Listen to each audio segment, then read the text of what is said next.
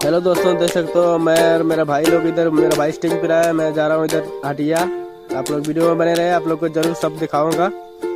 बहुत मजा आने वाला है गाइस, वीडियो में बने रहे। आप लोग देख सकते हो मैं जा रहा हूँ इधर हटिया कुछ सामान सब्जी वगैरह लाने के लिए। और इधर देखो गाड़ी वगैरह सब आ रहा है, मैं और मेरा भाई जा रहा हूँ इधर कुछ सामान वगैरह लाने के लिए। वीडियो में बने रहो, आप लोग को जरूर कुछ सब दिखाऊंगा गाइस। देखो हम लोग इधर आ गए गाइस। गाइस इतना पब्लिक में वीडियो बनाता हूँ, आप लोग सपोर्ट नहीं करते हो, सपोर्ट करो ना। जैसे कि गाइस हम बोले थे जा रहे हैं हटिया, देखो उधर पहुंच गए हम लोग। इधर देखो सब्जी वगैरह ले रहा है गाइस। उसके बाद उधर से सब्जी वगैरह लेके देखो इधर आ गए हम लोग।